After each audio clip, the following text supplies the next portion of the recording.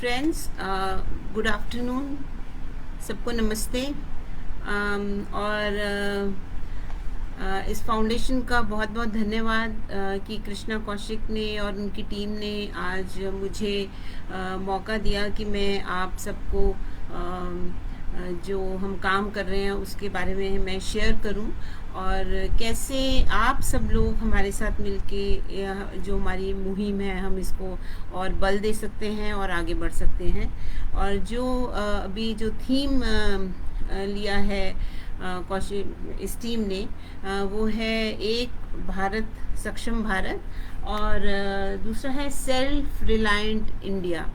तो जो हमारा जो मेन वर्क एरिया है पिछले 6 साल से एनवायरमेंटल इश्यूज़ पे तो बहुत कम से कम 1 दशक से हम काम कर रहे हैं, लेकिन जो वेस्ट इश्यूज़ पे हमारा काम शुरू हुआ, specially managing organic kitchen waste और गार्डन वेस्ट, वो हमारा काम ज़्यादा शुरू हुआ 2014 के बाद से। तो उसमें उसकी मैं थोड़े से बता दूं कि हमें नीड क्यों आई। हम लोग जो विमेन ऑर्गेनाइजेशंस और जब हम इसमें काम कर रहे थे तो उसमें एक क्लॉथ बैग कैंपेन हमने चलाया था। तो लेकिन उस कैंपेन में उस टाइम क्योंकि नीड नहीं थी क्लॉथ बैग्स की किसी को लग रही, और कोई लॉ भी नहीं था, तो कोई हमें सपोर्ट नहीं मिली। जो एक सस्टेनेबल मॉडल अगर हम सोचते कि हम खड़ा कर लेंगे, वो हमारे लिए थोड़ा मुश्किल हो रहा था। तो उसको फिर जब हम उनको नहीं सेल कर पा रहे थे, मार्केट नहीं कर पा रहे थे, तब ये समझ में आया कि हम ऐसा क्या करें कि इनकी ज़रूरत ही ना पड़े, कैसे पॉली बैग को चैलेंज करें। तो तब हमने इस पे ज़्यादा ध्यान देना शुरू किया कि क्यों ना हम वेस्ट को ही जहाँ से उत्पन्न हो रहा है उसका कुछ हम ऐसा सॉल्यूशन ढूंढें कि वो वेस्ट हमारा लैंडफिल्स पे जाए ना। अच्छा, इसके पहले मैं थोड़ा सा और आगे बढ़ूँ, मेरे से पहले बहुत से स्पीकर्स को मैं सुन रही थी और बहुत अच्छा उनका मुझे लगा, क्योंकि कहीं ना कहीं जो बात हो रही थी एनवायरनमेंट पे हो रही थी, और इसमें मैंने ये जो जल संरक्षण पे काम कर रहे हैं रामवीर तंवर, उनको सुना। सर्कुलर इकोनॉमी पे लोकेंद्र यादव को सुना। तो कहीं ना कहीं जो हम वेस्ट मैनेजमेंट की बात करते हैं और उसमें कई मॉडल्स हैं जो सर्कुलर इकोनॉमी में मुझे लगा उसी दिशा की तरफ ही बढ़ते हैं हम। और फिर एक डॉक्टर घनश्याम जी, कैसे उन्होंने छोटे से शुरू करके एक और अपना इंडस्ट्रियल स्केल तक अपना बिजनेस ले गए। और अपना भविष्या जी हैं, डॉक्टर जगदीश जी का मुझे बहुत अच्छा लगा। वो उन्होंने कैसे बता रहे थे कि कैसे हम जब as human beings we are going against laws of nature, तो और जो भी इस टाइम हमारी समस्याएं आ रही हैं क्योंकि हम ये कुदरत के नियमों का पालन नहीं करते, इसलिए हमें ये सब दिक्कतें आ रही हैं। तो कहीं ना कहीं मुझे लगा कि जितने भी स्पीकर्स को मैंने अभी तक सुना, तो जो हमारी मुहिम है वो कहीं ना कहीं सब चीज़ें आपस में एक जगह जाके मिल रही हैं।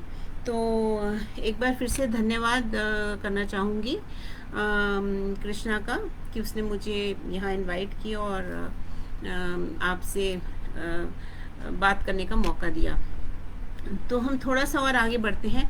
तो इसमें जब हम वेस्ट पे हमारा काम शुरू हुआ तो उसमें एक चीज़ समझ में आई कि सब लोग बड़ा सॉल्यूशन ढूंढते हैं कि एक तो हमने समस्या खड़ी कर ली, इतने बड़े बड़े हमने जो लैंडफिल साइट्स बना लिए हैं, लैंड नहीं है, फिर हम बोलते हैं वाटर पोल्यूशन हो रहा है, एयर पोल्यूशन हो रहा है, फिर जितनी ट्रांसपोर्टेशन में एनर्जी लग रही है, पैसा लग रहा है, तो कहीं ना कहीं जो एक समस्या हमने खड़ी की है, तो ये सब हम जितने भी सिटीजन्स हैं हम सब रिस्पॉन्सिबल हैं। तो अगर हर सिटीज़न इसमें रिस्पॉन्सिबल है तो जिम्मेवारी भी हर सिटीज़न की बनती है। तो अगर हम उसको एक रूट कॉज को ही अगर हम ख़त्म कर दें, तो हम जो हमने इतनी बड़ी प्रॉब्लम खड़ी कर ली है वेस्ट जनरेशन और वेस्ट के लैंडफिल साइट्स की, और पोल्यूशन जो हो रहा है उससे रिजल्टेंट एयर पोल्यूशन हो रहा है, वाटर पोल्यूशन हो रहा है और सॉइल पोल्यूशन हो रहा है। तो अगर हम एज एन इंडिविजुअल लेवल पे इसमें हम लोगों को जागरूक करें, समझाएं, और खाली जागरूक करना नहीं, सॉल्यूशंस देना। जब हम सॉल्यूशंस देने की बात करते हैं तो उसमें लोगों का इंटरेस्ट भी बना रहता है। और दूसरी बात, हमेशा हम लोग बहुत ग्रीडी हैं एज ह्यूमन रेस और ह्यूमन बीइंग्स। हम सोचते हैं कि वी आर सुप्रीम, जितने भी नेचर के बीइंग्स हैं वो हमसे कम हैं, और ह्यूमन बीइंग्स का इस अर्थ पे और इसके रिसोर्सेज पे राइट ज़्यादा है। और क्योंकि ये हमारा जो एटीट्यूड है यही सारी समस्या की जड़ है। तो कहीं ना कहीं हमें वो सोच में भी परिवर्तन लाना है। तो जो एक लोगों का एक हमारी ये सोच बन गई, क्योंकि जब भी हम किसी से बात करें, चाहे वो हाउसवाइफ है, चाहे वो एक वेस्ट पिकर है, तो उस अगर वो कोई भी हैबिट चेंज की हम बात करते हैं तो यही बात आती है कि इसमें मेरा क्या लाभ है। तो जब हम उसी चीज़ों को ध्यान में रखते हुए हम अपनी मुहिम को जब आगे बढ़ाते हैं तो कहीं ना कहीं बहुत लोग जुड़ जाते हैं, लालच में सही तो, लेकिन ओवरऑल तो हमें पर्यावरण का फ़ायदा करना है, या हमें आने वाली पीढ़ियों के लिए इसको सही करना है। हमें जिस रूप में मिला था अगर हम उस रूप में भी इसको ले आएँ तो एक बहुत बड़ा हमारा ये कदम होगा। और जहाँ तक मैं अपनी बात समझती हूँ, जो मेरी पीढ़ी के लोग हैं, हमने वो दौर भी देखा है जहाँ एक बहुत ही नेचर के सिंक में रह के काम किया जाता था। जैसे आज मैं अभी पॉन्ड्स के ऊपर सुन रही थी रामवीर जी का, तो उन्होंने बोला कि पुराने टाइम में पॉन्ड में लोग स्विमिंग करने जाते थे, नहाने जाते थे, और एक हर गांव में तालाब होता था। तो कहीं ना कहीं वो एक प्रैक्टिस थी वो ख़त्म हो गई। उन्हें लगा कि अब तो नल में पानी आ गया, अब हमें तालाब क्या करना है, तो तालाब को उन्होंने डंपिंग ग्राउंड बना दिए। तो तब मुझे ध्यान आया कि मेरी जो मदर थी उन्होंने मुझे स्विमिंग सिखाई, और मैं खुद हैरान थी कि उन्होंने सीखी कहाँ। तो उन्होंने बताया कि वो जब बचपन में अपने गांव में थे तो उन्होंने मतलब कि एक पॉन्ड में, विलेज पॉन्ड में उन्होंने तैरना सीखा था। तो वो मैं कहीं ना कहीं इस बात को रिलेट कर पाई जब वो पॉन्ड्स के ऊपर बात कर रहे थे। तो जहाँ तक अभी हम बात आते हैं कि जो मैंने बात की कि एक तो नेचर से कनेक्ट की, और दूसरा as individual households, as a individual हम कैसे जो हमारा वेस्ट जनरेशन का इशू है हम उसको कैसे थोड़ा सा रेक्टिफाई कर सकते हैं। रेक्टिफाई नहीं, हम एक हमारे हाथ में एक बहुत बड़ा खुद सॉल्यूशन है, तो उसको हमें कैसे करना है। तो वो कहीं ना कहीं हमें हर व्यक्ति तक पहुंचना है अपना संदेश लेके और अपने सॉल्यूशंस लेके। तो एक बात और समझ में आई कि जो वेस्ट जनरेशन है वो गरीब हो, अमीर हो, मिडिल क्लास हो, सभी लोग वेस्ट जनरेट कर रहे हैं। लेकिन अगर हम उन्हें सॉल्यूशंस ऐसे दें कि जिसमें बहुत पैसा लग रहा है, और हम बात करें कि तुम्हें इतना सॉल्यूशंस में आपको पहले इतनी इन्वेस्टमेंट करनी है तब फ़ायदा होगा, तो शायद कोई इंटरेस्ट नहीं लेगा। क्योंकि वेस्ट एक ऐसा इशू है, उन्हें लगता है हमारे घर से निकल गया, ये हमारी जिम्मेवारी नहीं है। तो उसमें जब हम वेस्ट के मैनेजमेंट के साथ साथ उसको पहले तो माइक्रो मैनेज करना सिखाएं, कि पहले तो वेस्ट को एज वेस्ट परसीव ना करें, वो सोचना बंद करें कि वेस्ट है। क्योंकि आपके घर में जो भी प्रोडक्ट आ रहा है XYZ, अगर इवन आप अमेज़ॉन से या ऑनलाइन शॉपिंग या कोई भी प्रोडक्ट आपके घर आ रहा है, उसको पूरे पैकेज को, नॉट ओनली पैकिंग प्रोडक्ट, उसके साथ जो पैकेजिंग भी आ रही है उसमें रिसोर्सेज लगे हैं, कहीं ना कहीं मैन पावर लगी है, ट्रांसपोर्टेशन लगी है। तो whatever product you are getting at home, उसमें से जो भी 20-25% वेस्ट निकल रहा है उसमें equal level of natural resources लगे हैं। So that is not a waste. उस चीज़ को आपने कैसे अपने यूज़ के लिए कन्वर्ट करना है, तो पहले तो हमें उसको, हमारा सोचने का ढंग बदलना पड़ेगा कि it is not a waste. जैसे अगर मैं छोटा सा एग्जांपल दूं कि कोई भी फ्रूट्स आप लेते हो, सब्ज़ी लेते हो, तो आप उसके छिलके का भी उतना ही दाम देते हो जितना उस फल का या सब्जी का।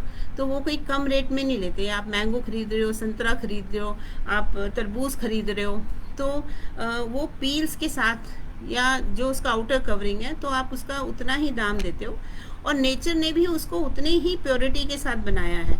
अब आपके एज ह्यूमन माइंड, हमें अपना human mind, scientific human mind अगर मैं कहूँ, तो हम उसको सही तरह से यूज़ करें और उन रिसोर्सेज को हम उस चीज़ को हम कैसे अपने लिए बेनिफिट के लिए कन्वर्ट कर सकते हैं, उस पर सोचें।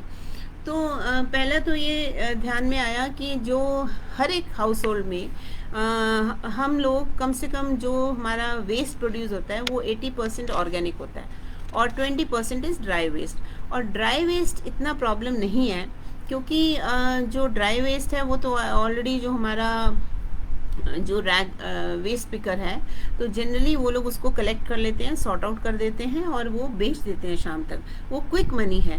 लेकिन जो हमारा ग्रीन वेस्ट है वो उसको एज अ वेस्ट ही सोचते हैं, कभी ये नहीं सोचा कि हम उसको अगर सेपरेटली रखें, उसको सही ढंग से हम कंपोस्ट करें, तो it is such a resource. अगर वो किसान अगर वो खेती बाड़ी कर रहा है, आपके घर तक एक सब्जी फल ला रहा है, वो तो बेसिकली एक मिट्टी से उगी चीज़ है जो बाद में मिट्टी ही होनी है। तो जब हम इस पूरे साइकिल में आते हैं तो जो मेरे ऊपर प्रभाव आया, तो there is lot of spiritual question in it. How, मतलब कैसे एक चीज़ पनपी, उगी, जिसको जितना यूज़ होना था हुआ, उस साइकिल में से निकली और फिर वो मिट्टी बन गई। तो कहीं तो ये भी हो सकता है कि हम आसपास के विलेजेस के साथ टाई अप कर लें और जो भी हम ये कंपोस्ट घर में बनाएं, और या रेस्टोरेंट्स में या इंस्टीट्यूशंस में, तो वापस हम कहीं ना कहीं सही रूप में अगर वापस ये खेतों में चली जाए, हमारे आसपास पार्कों में चली जाए, और नहीं तो हम अपने ही फ़ायदे के लिए करें, क्योंकि हम लोग तो पहले हम अपने बारे में सोचते हैं कि हम खुद इसका कितना फ़ायदा ले सकते हैं। तो उसके ऊपर भी एक बहुत बड़ा मतलब एक चैप्टर है, कैसे एक हाउसवाइफ जब घर से वेस्ट से थोड़ा सा लर्न करके, मतलब टेक्निक्स को, बहुत सिंपल टेक्निक्स हैं जो हम ऑनलाइन भी सिखाते हैं, तो उसमें वो सीख के उसको जब कन्वर्ट करती है, माइक्रो मैनेज कर लेती है वेस्ट को, तो अब एक पार्ट कंपोस्ट में बन जाता है और एक पार्ट उसका बन जाता है bio enzymes, specially fruit waste. और अभी अपने जो बायो एंजाइम्स बनाते हैं मेरे फ्रेंड्स, वो जानते होंगे कि फ्रूट वेस्ट से बहुत सुंदर क्लीनर्स बनते हैं। जैसे फ्रूट वेस्ट जो भी निकला आपका, चाहे आप जूस निकाल लो, उसका पल्प है, छिलके हैं, तो वो आप सिट्रस के हैं, पाइनएप्पल के छिलके तो गाय भी नहीं खाती, और वो सब उससे आप ऐसे क्लीनर्स बना सकते हो कि आप अपने घर का खर्चा कम कर सकते हो। और दूसरा, आजकल के टाइम में जो एक सैनिटाइजेशन ड्राइव चली हुई है, तो उसमें जो हमारे बायो क्लीनर्स हैं, जो कि नींबू के छिलके, संतरे, आम, इन सब के छिलकों से हम बना सकते हैं, और थोड़ा टाइम लगता है, लेकिन आपको उसको सही ढंग से अलग करके रखना पड़ेगा। तो उसका एक रेशो है, और जो कि 1 लीटर वाटर में 300 ग्राम आप छिलके डालेंगे और 100 ग्राम गुड़। तो लेकिन उसको आपको फिर बंद करके रखना है, वो प्रॉपर पूरी टेक्निक है, जिसकी आप वीडियोस जाके हमने एक फ्रीडम फ्रॉम वेस्ट पेज बनाया है, वहाँ पे आप देख सकते हैं, सारी वीडियोस हैं वहाँ पे। तो उसकी टेक्निक आप लर्न कर सकते हैं और ख़ुद अपने घर में अपने लिए बायो क्लीनर्स बना सकते हैं, क्योंकि अभी उसकी डिमांड आ रही है कि घर में कोई भी अपने घर को सैनिटाइज करने के लिए उनको केमिकल्स नहीं चाहिए, उनको चाहिए बायो सैनिटाइजर्स, ताकि जो भी दे कैन स्टे हेल्दी।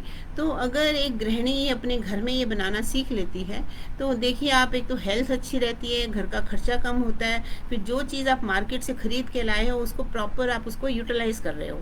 और ऐसे ही जो वेस्ट आपको नहीं चाहिए, कई बार खाना बच जाता है, और दूसरे पील्स जो आपको नहीं चाहिए, वेजिटेबल पील्स हैं, तो उसको आप सही ढंग से जब आप कंपोस्ट करते हो, तो आप अपने लिए एक अच्छी कंपोस्ट बना सकते हो। घर में बचे हुए जो थैले, आटे के थैले, और ये आपके राइस बैग्स, तो इस तरह के कोई भी प्लास्टिक की कुछ हैं कंटेनर्स हैं, तो उनमें आप ग्रो कर सकते हो और अपने घर के लिए, क्योंकि नाइट्रोजन रिच होती है कंपोस्ट। और इसमें क्या है कि आप लीफी पत्तेदार सब्जियां बढ़िया उगा सकते हो, तो उसमें तो कोई एफर्ट भी नहीं है। मतलब अगर आप क्योंकि फ्रूट्स को उगाने में थोड़ी सी मेहनत लगती है, या फल सब्जी में, लेकिन जो पत्ते होते हैं, आप मूली के पत्ते, पालक के, और बेसिल लगा लो, तुलसी लगा लो, धनिया लगा लो, पुदीना लगा लो, तो इन सबको as a raw form, as a fresh organic आप अपने घर में उगा सकते हैं, गृहिणी उगा सकती है। जब पूरे घर की वो हेल्थ, जो बेसिक एक उनको ग्रीन्स चाहिए, वो खुद घर में अगर उगाते हैं बहुत ही अच्छे, स्वच्छ और केमिकल फ्री, तो आप ये सोचिए उनके घर के हेल्थ कितनी इम्प्रूव करेगी, फैमिली की इम्यूनिटी कितनी अच्छी रहेगी। जब आपकी फैमिली की हेल्थ और इम्यूनिटी दोनों ही अच्छे हैं तो फिर बीमारी नहीं पकड़ेगी, आपको ज़्यादा डॉक्टरों की विज़िट करने की ज़रूरत नहीं पड़ेगी, आप ज़्यादा प्रोडक्टिव रहेंगे अपने काम में। तो कहीं ना कहीं इसके जो वेस्ट मैनेजमेंट, अगर हमारी जितनी मेरी बहनें हैं, भाई हैं, मुझे आज सुन रहे हैं, तो वो अपने घर में इस चीज़ को इनिशिएट करें। और इसके बहुत ही साइंटिफिक प्रिंसिपल्स हैं जो मैं थोड़ा सा आपसे शेयर करना चाहूँगी कि एक वेस्ट को लेके बड़ी एक गलत मतलब हमारे मन में भी थी कि आपको अगर कंपोस्ट बनानी है तो आपको बहुत बड़ी जगह चाहिए और स्मेल आती है, और जनरली ये रहता है कि नहीं ये काम मेरा नहीं है, और उसको बहुत ही गलत नज़र से मतलब ऐसा देखते हैं कि क्योंकि हम उसको मैनेज ठीक नहीं कर रहे तो वो चीज़ सड़ेगी, बदबू करेगी, और उसे एक आपको नफ़रत का भाव आ जाता है। लेकिन आप जैसे ही अपनी सब्जी बनाते हैं उसके साथ ही साथ ही अगर आप उसकी प्रोसेसिंग शुरू कर दें तो कहीं ना कहीं वो जो आपकी एक मतलब धारणा बनी है वो भी आप ख़त्म हो जाएगी, क्योंकि आप खाना अपनी फैमिली के लिए एक तरफ बना रहे हो तो दूसरी तरफ आपको खाना उस मिट्टी के लिए बनाना है, जिस मिट्टी से वो सब निकल के आए हैं तत्व, उसको वापस वहाँ लौटाना है। तो तब ये जब इस भाव से करेंगे तो आप उसको और तुरंत मेंटेन करेंगे, क्योंकि सब्जी भी आप देखिए बाहर रखते हैं तो ख़राब हो जाती है, गल जाती है। तो कहीं ना कहीं ये हम सबकी जिम्मेवारी बनती है, हम इसको कैसे लेके जाते हैं। तो जो हमने रिसर्च की, डिफरेंट मॉडल्स अपनाए, देखा कि लोग क्या अपना रहे हैं क्या नहीं अपना रहे, तो उस प्रॉब्लम में हमें एक बात समझ में आई कि दिक्कतें तो है। जैसे बहुत लोग जोश में शुरू करना चाहते हैं उस चीज़ को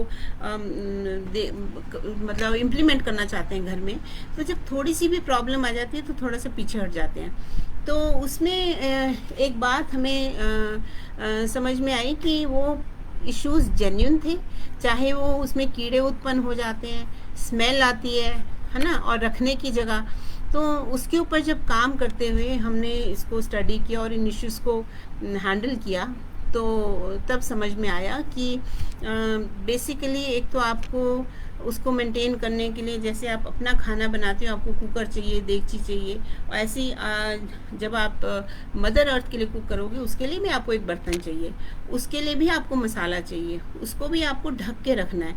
तो उसी पैरामीटर्स के देखते हुए जो मॉडल्स हमने डिज़ाइन किए, कुछ सक्सेसफुल हुए, जो फाइनली मॉडल है वो बेसिकली जो 4-6 पैरामीटर्स हैं वो मैं आपको शेयर कर रही हूँ।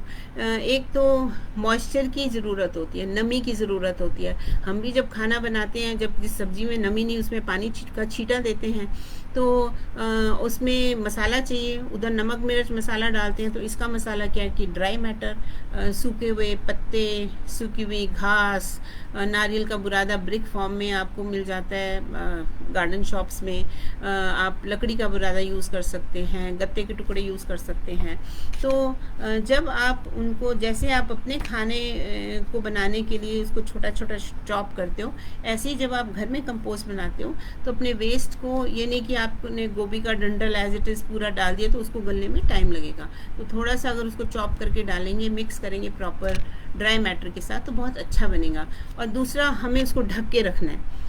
आप अपने खाने को ढकते हो तो आपको जब कंपोस्ट बनानी है आप उसको भी ढक के रखोगे, और उसको जब उसके मॉइस्चर, टेम्परेचर, एयरेशन, इन सब का, और कार्बन एंड नाइट्रोजन रेशो जिसको बोलते हैं, जैसे सूखे पत्ते हैं उनको कार्बन बोलते हैं, और जो फ्रेश आपकी सब्जियां हैं आप उसको नाइट्रोजन बोलते हो, जब उनके आप मिक्स को सही प्रोपोर्शन में आप रखते हो, तो जैसे आपका खाना सही मसाला हो तो बहुत स्वाद बनता है, ऐसे ही जब आप कंपोस्ट के इन पैरामीटर्स को ध्यान में रखते हुए चलोगे तो आपका जो खाना बना रहे हो, कंपोस्ट बना रहे हो मदर अर्थ के लिए, वो बहुत भीनी भीनी खुशबू वाला और बिना हैसल फ्री बनेगा।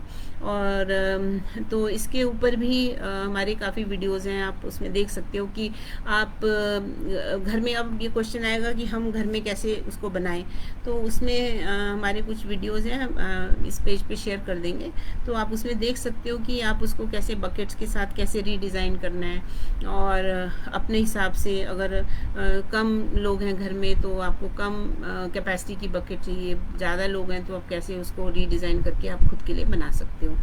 तो ये सारी चीज़ें थी जो मैं आपसे शेयर करना चाहती थी।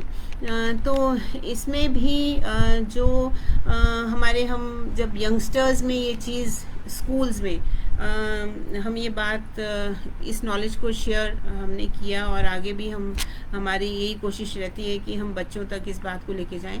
लेकिन बच्चों में अगर हम सिंपल एक सिर्फ सेग्रीगेशन की बात बताएं कि गीला सूखा, तो नहीं, हमें थोड़ा सा उससे आगे बढ़ना पड़ेगा।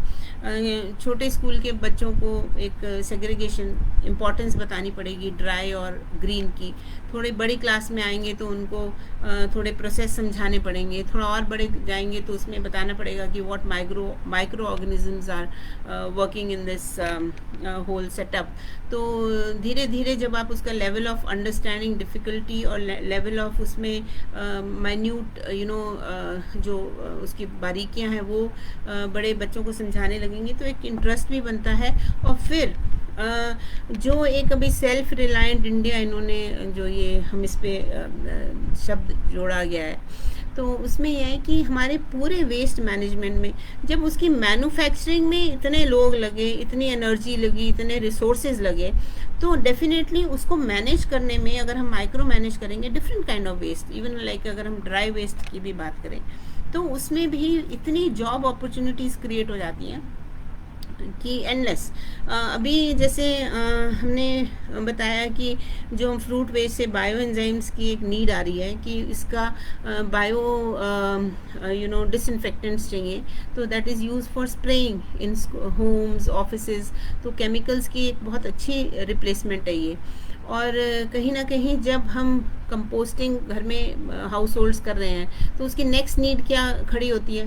नेक्स्ट नीड ये खड़ी होती है बैल्कनी गार्डनिंग, टेरेस गार्डनिंग। इसके लिए भी हमें एक्सपर्ट्स चाहिए इस फील्ड में, और इस फील्ड में बच्चों को अगर ट्रेन किया जाए तो इसके साथ साथ जुड़े फिर जो गार्डनिंग का इक्विपमेंट की बात करते हैं हम, जैसे आपको स्मॉल स्पेसेस में वर्टिकल गार्डनिंग कैसे करनी है, किन चीज़ों को हम यूज़ कर सकते हैं, या जो दूसरे एक तो नॉलेज के साथ साथ फिर what varieties can we use, specific herbs की नॉलेज आ जाती है कि हम कौन कौन सी हर्ब्स लगा सकते हैं 20-25 तरह की अपने घर पे कम जगह में।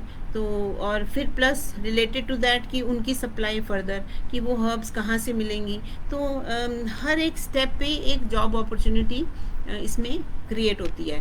तो यही डिफरेंट, जब हमारी आने वाली पीढ़ी को हम ये सब बताएंगे तो कहीं ना कहीं हमारी जो वेस्ट रिलेटेड इश्यूज़ हैं, पॉल्यूशन की इशू है, और ये सब कहीं ना कहीं हम इसका फिर समाधान निकालने की तरफ हम बढ़ने लगते हैं। तो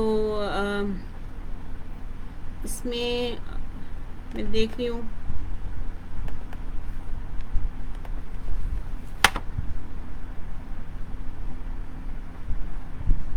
अगर कोई क्वेश्चंस हैं किसी के, somebody wishes to और दूसरा एक जो हमारे वेस्ट पिकर्स हैं इस फील्ड में, अभी वो बड़ा एक अनऑर्गेनाइज्ड सेक्टर है, और प्लस वो बड़े ही फिल्थी कंडीशंस में काम करते हैं। तो जब वो आप अपने हर हाउस होल्ड जिम्मेवारी के साथ उस वेस्ट को प्रॉपरली मैनेज करके डिस्पोज ऑफ करेगा, तो आप ये देखिए उसकी हेल्थ पे कितना इम्पैक्ट आएगा। क्योंकि आज के टाइम में जितने भी ये वेस्ट सॉर्ट करते हैं ये लोग मोस्टली नशा करते हैं, तब जाके ये वहाँ ढलाव में बैठ के उसको सॉर्ट आउट करते हैं। तो कहीं ना कहीं ये हाउस होल्ड्स की, नागरिकों की बहुत बड़ी जिम्मेवारी बन जाती है कि अगर उसको सही ढंग से उसको डिस्पोज ऑफ करें, अगर वो नहीं उसका कंपोस्टिंग करें, तब भी उसकी लाइफ पे एक बहुत बड़ा इम्पैक्ट आता है। क्योंकि जब वो नशा करने की हैबिट है, उससे क्या होता है, आसपास क्राइम भी बढ़ता है, वो देखते हैं, मतलब उस नशे की हालत में वो गलत काम भी करते हैं, तो एक कहीं ना कहीं सोसाइटी पूरी इम्पैक्ट होती है हमारी। तो एक ये हाउस होल्ड्स की जिम्मेवारी है, सिटीजन्स हमारी जिम्मेवारी है कि हम उस चीज़ को जन जन तक पहुंचाएं, और इसके सॉल्यूशंस भी शेयर करें और लोगों से ये बात करें कि पॉसिबल है। तो हमने जब अपनी ये जर्नी शुरू की, हमने अभी मैं पीछे सुन रही थी कुछ स्पीकर्स को कि जब उन्होंने शुरू किया, वो भी एक अकेले किसी मुहिम को लेके चले। शॉर्टेज ऑफ फंड्स होती है, सेल्फ फाइनेंसिंग पे मॉडल पे काम चलता है। तो हमने इस चीज़ को हमने भी फील किया, तो हमने इसलिए अपने इसी पे हमने अपना एक स्टार्टअप शुरू कर दिया। I have startup by the name pure wash. उसमें हम जो भी हम घर में हाउस होल्ड में अपने day to day toiletries use कर रहे हैं, तो उसमें कहीं ना कहीं फुली केमिकल लेडन है। तो जो घर से हमारा पॉल्यूशन हो रहा है, वाटर पॉल्यूशन हो रहा है, जैसे अभी मैं लॉकडाउन के दौरान कुछ हेयर एक्सपर्ट्स का सुन रही थी, जो एडवाइस कर रहे थे कि वो डेली लोग अपने शैम्पू से सिर धोएं। हालांकि वो किसी शैम्पू पर्टिकुलर नहीं प्रमोट कर रहे थे, वेल मीनिंग उनके लेक्चर्स थे, लेकिन कहीं ना कहीं वो सब वॉश डाउन होके कहाँ जा रहा है, हमारे वाटर बॉडीज़ में जा रहा है। तो एज जो aware citizens and as intelligent beings, तो हमें कहीं ना कहीं उस सोर्स ऑफ पोल्यूशन को भी जो हम इसमें क्रिएट कर रहे हैं, उसको भी हमें चेक करना है। और बहुत से सॉल्यूशन हैं। हमें जो हमारी ट्रेडिशनल नॉलेज है, उसको मॉडर्न टेक्नोलॉजी के साथ कंबाइन करना है। बहुत सी हर्बल रेमेडीज़ हमारे पास हैं, उनको हम इवन लाइक मेडिसिन्स, जो कन्वेंशनल मेडिसिन्स के ऊपर बहुत हम लोग डिपेंडेंट हो गए हैं कि हम जो बेसिक जो चीज़ें घर में यूज़ करके आगे हेल्दी हो जाते थे, तो वो हमने कहीं ना कहीं छोड़ दी। क्योंकि मेरी अपनी लाइफ टाइम में मैंने अभी कभी अपने ग्रैंड पेरेंट्स को बहुत ज़्यादा मेडिकेशन पे नहीं देखा। और मेरे जो ग्रैंड मदर थी, वो तो चलते चलते ही she passed away. She had just gone to the toilet, वापस आई तो डोर में मतलब गिर गई। तो ऐसा नहीं देखा कि वो बेड रिडन रहते थे। तो कहीं ना कहीं क्योंकि हम जो नेचर से डिस्कनेक्ट हो गए हैं, तो ये सारी प्रॉब्लम्स ये हमारे आगे आई हैं। तो जब हम वेस्ट, जिसको ग्रीन वेस्ट मैनेजमेंट अपने घर का सीख लेते हैं, उससे हम कैसे हर्ब्स को लगाना है और कैसे उसको वापस from waste again to kitchen.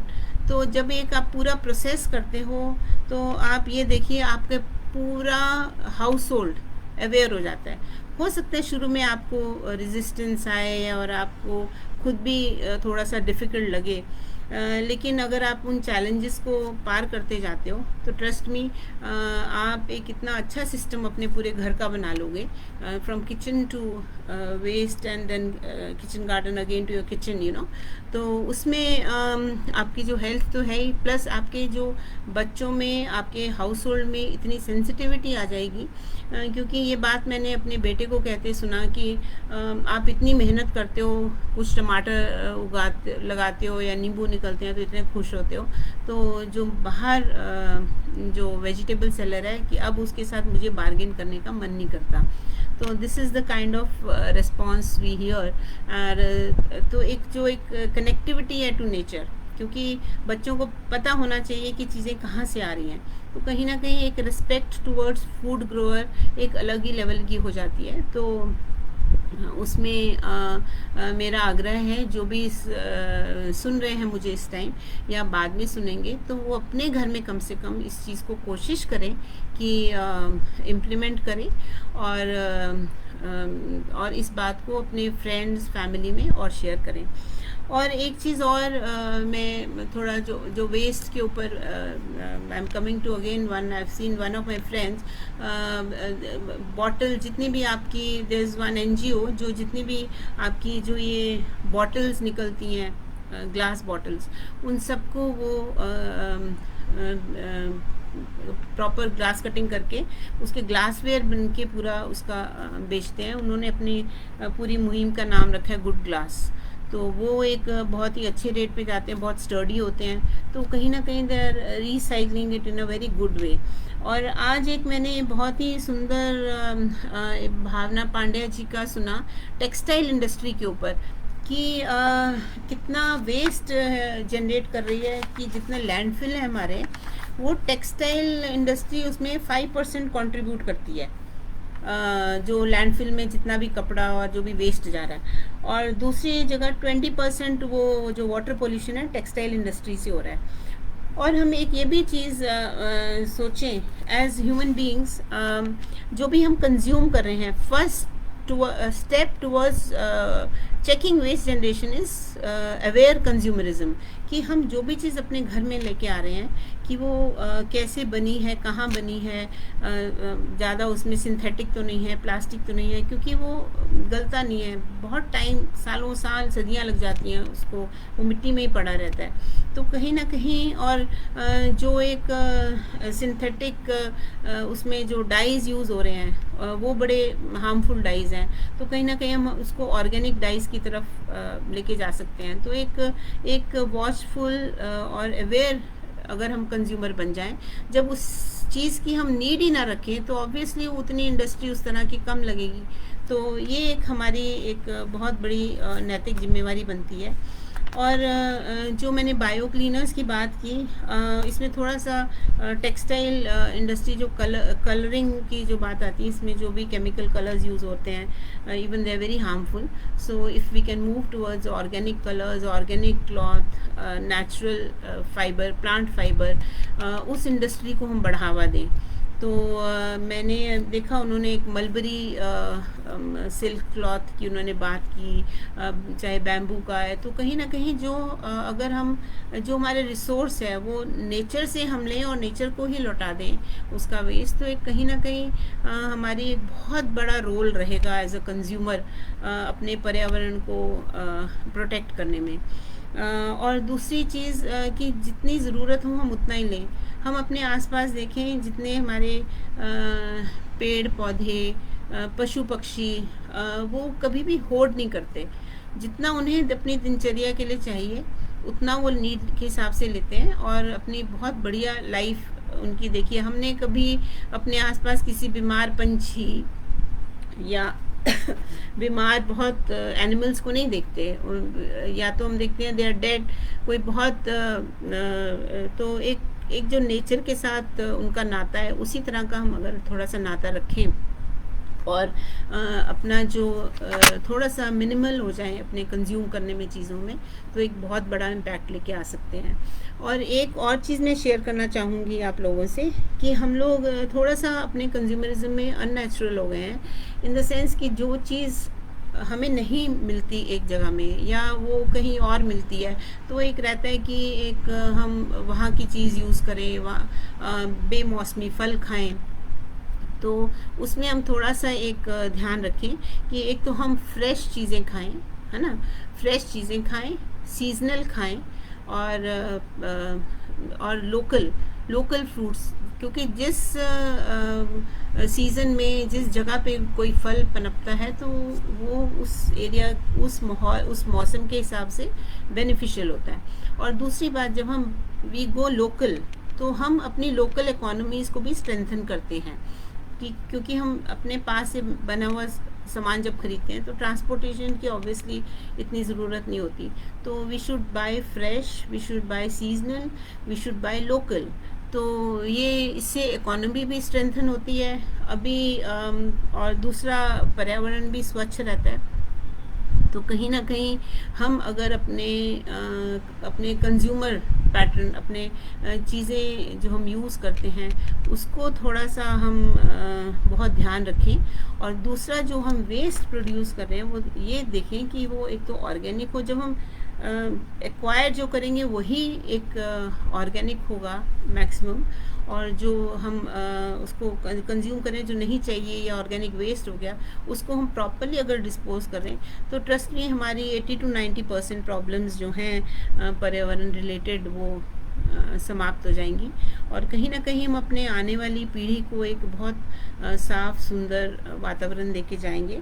और क्योंकि हम लोग डेफिनेटली प्लास्टिक्स एक अपनी ईज़ के लिए ह्यूमन बींग्स ने इन्वेंट किया उसको, और बहुत सी चीज़ों में प्लास्टिक यूज़ होता है। तो उसको प्लास्टिक यूज़ करना और उसको बेनिफिशियल के लिए कैसे अपने उसको हम यूज़ कर सकते हैं, तो वो इशू नहीं है। इशू ये है कि हम जब वो उसका नहीं वेस्ट हो गया हमारे लिए, हम उसको डिस्पोज ऑफ कैसे करते हैं। अगर हम उसको प्रॉपरली डिस्पोज ऑफ करें, हम उसको रिफॉर्म कर लें और उसको किसी नए ढंग से उसको यूज़ करें, उसको ये नहीं कि पर्यावरण में पानी में फेंक दिया, डंप कर दिया या ऐसे फेंक दिया, तो उससे पर्यावरण गंदा होता है। तो एज अवेयर सिटीजन्स, एक मैं जो मेरा एक लास्ट आपसे यही वो होगा कि इस पूरे जितनी भी हमारी इसमें जर्नी रही है, उसमें यही समझ में आया कि जो भी हमारी ट्रेडिशनल प्रैक्टिसेस थी बहुत अच्छी थी, और कहीं ना कहीं हम उनको रिवाइव करें और उनसे सीखें और उसको मॉडर्न टेक्नोलॉजी के साथ कंबाइन करते हुए उसकी जो एक ताकि इजीली वो नई जनरेशन उसको अडॉप्ट कर सके। और दूसरा ये है कि जो एक माइक्रो लेवल जो हमारी वेस्ट जनरेशन की इशू है, वो एक माइक्रो सॉल्यूशंस और माइक्रो एक्शन से ही ठीक हो सकती है, क्योंकि वो माइक्रो से ही मैक्रो बनी है। हम सब ने मिल के उसको इतना बड़ा बना दिया, तो हम सब मिल के ही उसको ज़ीरो कर सकते हैं। तो यही मेरा आपके लिए एक मैसेज था। एंड अगेन मैं बहुत बहुत धन्यवाद देती हूँ कृष्णा जी का और मेरे बाकी सब स्पीकर्स का कि मुझे मौका मिला उनको सुनने का। और फिर हमारी इस मुहिम में हम सब मिल के जो भी हम अचीव करना चाहते हैं पर्यावरण के संबंध में, और तो हम उसमें सब सक्सेसफुल हों। मैं सबको यही विश करती हूँ। And we will be in touch. तो आगे भी हमारे एक रेगुलर इस सिचुएशन से पहले हम लोग वीकली सेशंस लेते थे अपने यहाँ ट्रेनिंग्स देने के, तो उसमें अभी थोड़ा कमी आई, तो हमने ऑनलाइन शुरू किए हैं। तो वील कीप यू अपडेटेड कि कब कब हमारी क्लासेस होती हैं, तो आप ज़रूर उनको ज्वाइन कीजिए और सीखिए और be a part of this movement. So thank you again all of you for listening, and see you again. Thank you.